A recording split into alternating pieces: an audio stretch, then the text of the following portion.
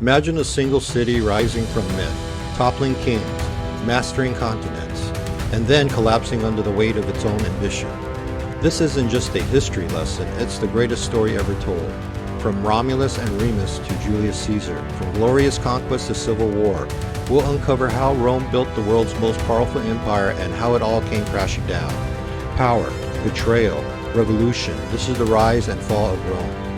Picture this, a single city conquers the entire known world, builds an empire that spans 3 continents, and then destroys itself from within. Today we're diving deep into the most epic rise and fall story in human history, the Roman Empire. From a small Italian city-state to the masters of the Mediterranean, and finally to their spectacular collapse, this is a tale of ambition, betrayal, and the ultimate price of power. What you're about to witness is more than just ancient history. It's a masterclass in how civilizations are built, how they dominate, and how they crumble. The Romans didn't just conquer lands, they conquered minds, cultures, and the very concept of what it meant to be civilized. But every empire carries the seeds of its own destruction, and Rome's story is perhaps the most dramatic example of this truth. We'll explore how a republic born from the ashes of monarchy became the greatest empire the world had ever seen, only to tear itself apart through civil wars, political corruption, and barbarian invasions. This isn't just about dates and battles. It's about the human drama that shaped our world. So grab your gladius, because we're about to march through over 1,000 years of triumph and tragedy. The story begins in 753 BCE with a legend that would echo through eternity. According to Roman mythology, twin brothers Romulus and Remus, raised by a she-wolf, founded the city that would one day rule the world. Whether you believe the myth or not, what matters is that the Romans did, and it shaped their identity as a people destined for greatness. Early Rome was actually ruled by kings, but here's where it gets interesting. The Romans became so disgusted with tyrannical rule that they overthrew their monarchy and established something revolutionary, the Roman Republic. This wasn't democracy as we know it, but it was a system where power was shared among elected officials, called consuls, with a Senate providing guidance and checks on authority. The genius of the Roman Republic lay in its balance of power. 2 consuls ruled jointly, each able to veto the other's decisions. The Senate, composed of former magistrates, provided continuity and wisdom. And the people, well, they had assemblies that could vote on laws and elect officials. It wasn't perfect, but it was a system that prevented any one person from becoming too powerful. But Rome's true superpower wasn't its political system. It was its military machine. The Roman legions became the most feared fighting force in the ancient world. And for good reason. These weren't just soldiers, they were engineers, builders, and administrators rolled into one. They could build roads, construct fortifications, and adapt their tactics to any enemy they faced. The Roman military strategy was brilliant in its simplicity. They didn't just defeat enemies, they absorbed them. Conquered peoples could become Roman citizens. Their soldiers could join the legions, and their gods could be added to the Roman pantheon. This wasn't just conquest, it was cultural assimilation on a massive scale. As Rome expanded throughout Italy, something remarkable happened. Instead of ruling as foreign oppressors, they created a confederation of allies. Italian cities maintained their local governance while contributing soldiers and resources to Rome's growing military machine. This system created loyalty instead of resentment, and it gave Rome access to an enormous pool of manpower. The real test came when Rome faced Carthage, the great maritime power of the Western Mediterranean. The Punic Wars would determine who controlled the ancient world's most important trade routes. Carthage had wealth, naval supremacy, and one of history's greatest generals, Hannibal Barca. Hannibal's invasion of Italy was one of the most audacious military campaigns ever attempted. He crossed the Alps with elephants, defeated Roman armies at every turn, and came within sight of Rome itself. For over a decade, he ravaged the Italian countryside, while Rome struggled to find an answer to his tactical genius. But here's where Roman character truly shone. Most civilizations would have sued for peace after such devastating defeats. The Romans refused to quit. They adopted a strategy of attrition, avoiding pitched battles while slowly wearing down Hannibal's forces. They understood that time was on their side.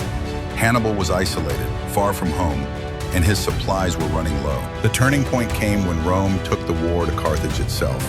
Scipio Africanus, a young Roman general, invaded North Africa and forced Hannibal to return home to defend Carthage.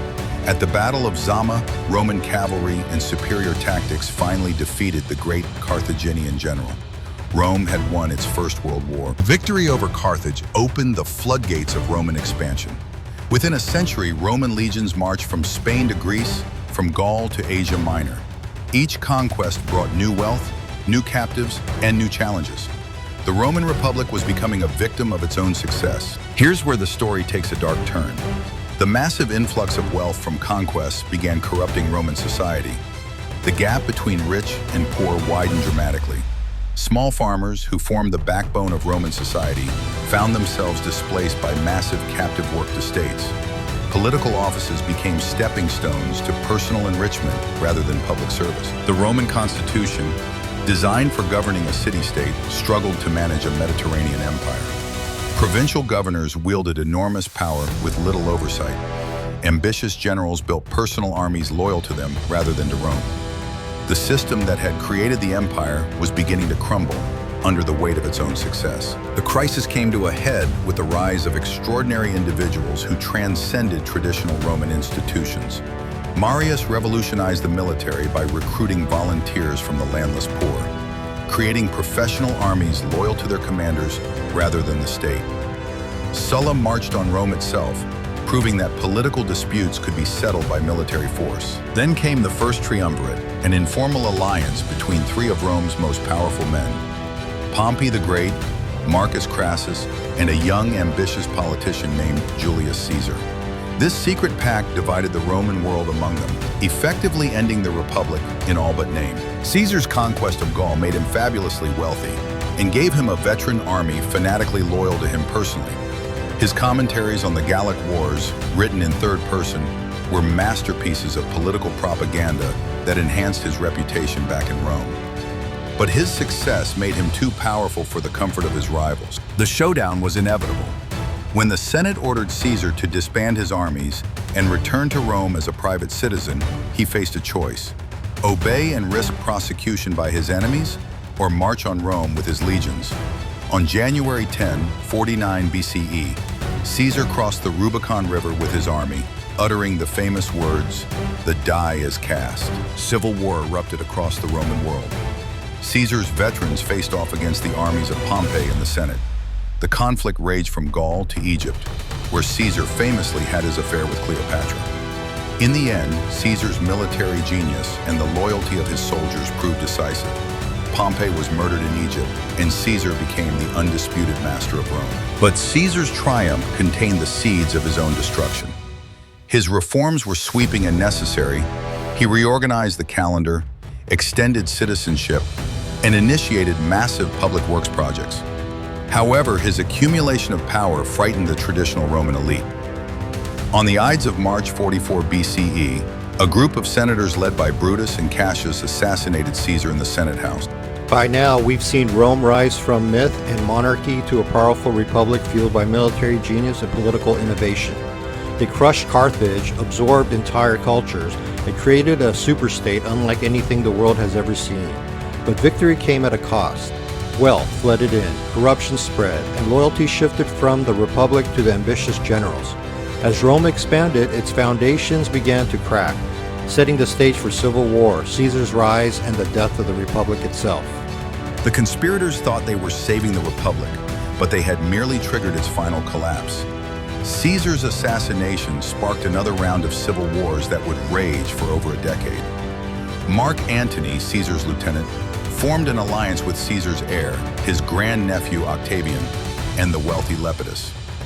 This second triumvirate was more formal and more ruthless than the first. The triumvirate's prescription lists marked thousands of Romans for death, their property confiscated to fund the war against Caesar's assassins. The poet Cicero, Rome's greatest orator and defender of the Republic, was among those murdered. The Republic was devouring its own young. The final act of the Republican drama played out in the East, where Mark Antony had allied himself with Cleopatra of Egypt. Their romance was more than personal. It was a political partnership that threatened to divide the Roman world between East and West. Octavian skillfully portrayed Antony, as a traitor seduced by foreign luxury and un-Roman values. At the Battle of Actium in 31 BCE, Octavian's fleet defeated the combined forces of Antony and Cleopatra. The lovers fled to Egypt, where they both committed suicide rather than face capture.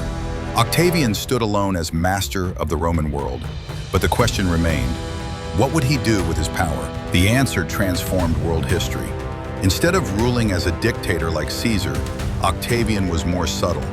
He carefully preserved the forms of the Republic while concentrating real power in his own hands. He took the name Augustus, meaning revered one, and became Rome's first emperor. The Roman Empire was born. Augustus's reign marked the beginning of the Pax Romana, the Roman peace. For over 2 centuries, the Mediterranean world enjoyed unprecedented stability and prosperity. Roman roads connected Britain to the Persian Gulf. Roman law governed hundreds of millions of people, and Roman culture spread from the Atlantic to the Euphrates. The empire reached its greatest extent under Emperor Trajan in the early 2nd century CE. Roman legions stood guard on Hadrian's Wall in northern Britain, along the Rhine and Danube frontiers in Europe, and in the deserts of North Africa and Arabia. Never before or since has a single power controlled such a vast and diverse territory. But empires, like all human creations, carry within them the seeds of their own decline. The very success of the Pax Romana began to create problems. The Roman military, no longer constantly engaged in conquest, began to lose its edge. The economy became increasingly dependent on captive labor, stifling innovation and creating. The 3rd century brought what historians call the crisis of the 3rd century. The empire nearly collapsed under the pressure of civil wars, barbarian invasions, plague, and economic chaos. In a 50-year period, over 50 men claimed the title of emperor, most dying violent deaths. The empire fragmented into competing kingdoms, and it seemed like the end had come. But Rome proved remarkably resilient. Emperor Diocletian restored order by dividing the empire into eastern and western halves, each ruled by 2 emperors. This system, called the Tetrarchy, stabilized the frontiers and ended the military anarchy. However, it also marked the beginning of the empire's permanent division. The most significant change came under Emperor Constantine in the early 4th century. Constantine not only reunified the empire, but also legalized Christianity, fundamentally altering the character of Roman civilization. He founded Constantinople as a new Rome in the east, creating a second capital that would outlast the original by 1,000 years. The Christianization of Rome was a gradual process that transformed every aspect of Roman life. The old gods were abandoned, temples were converted to churches, and Christian values began to influence law and society. This wasn't just a religious change. It was a cultural revolution that marked the transition from the classical world to the medieval age. But the empire's greatest challenge came from beyond its borders. Germanic tribes, pushed by migrations and climate change, pressed against Roman frontiers with increasing intensity. The Visigoths, Vandals, Ostrogoths, and other peoples weren't just raiders. They were entire nations seeking new homes within the empire's borders. The sack of Rome by Alaric and his Visigoths in 410 CE shocked the ancient world. How could barbarians capture the Eternal City? The answer lay in Rome's changing relationship with these peoples. Many Germans now served in Roman armies, and some held high positions in the imperial government. The line between Roman and barbarian had become increasingly blurred. The final blow came in 476 CE, when Odoacer, a Germanic chieftain, deposed the last Western Roman emperor, Romulus Augustulus. Ironically, this teenager bore the names of Rome's founder and first emperor. The Western Roman Empire had ended not with a bang, but with a whimper. Yet this wasn't truly the end of Rome. The Eastern Roman Empire, later called the Byzantine Empire, continued for another 1,000 years. Constantinople remained a beacon of Roman law, Greek culture, and Christian faith until its fall to the Ottoman Turks in 1453. In a sense, the Roman Empire lasted for over 2 millennia. The legacy of Rome extends far beyond its political boundaries. Roman law forms the basis of legal systems worldwide.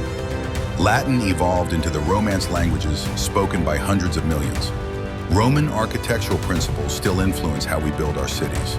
The very concept of republic, citizenship, an empire comes from Roman innovations. Perhaps most importantly, Rome gave us a template for understanding how civilizations rise and fall. The Roman story is humanity's story writ large, the triumph of organization over chaos, the corruption that comes with power, the eternal struggle between order and freedom. Every empire since has been measured against the Roman standard. The Roman Empire fell because it became too large to govern effectively, too complex to reform, and too dependent on external peoples it couldn't fully integrate. But it also fell because it lost the civic virtue that had made it great.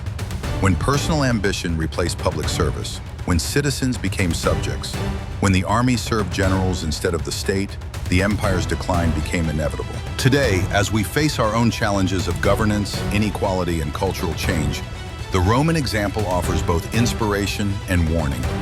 Rome shows us what humans can achieve when they work together toward common goals. It also reminds us that no empire, no matter how mighty, lasts forever. The epic saga of Rome, from republic to empire to ruins, remains the greatest story ever told, because it's ultimately our story. It's about the price of power, the challenge of governing diverse peoples, and the eternal human struggle to build something lasting in an impermanent world. Rome may have fallen, but its legacy lives on in every courthouse, every republic, and every dream of human greatness. And so, the empire that once ruled the known world crumbled into dust, but its spirit never truly died. From its greatest triumphs to its deepest tragedies, Rome's story is a mirror held up to all civilizations. If you found this journey through power, betrayal, and legacy as fascinating as we did, make sure to like, share, and subscribe for more epic tales from history. Drop a comment below what part of Rome's rise or fall struck you the most. Until next time, remember, empires may fall, but stories live forever.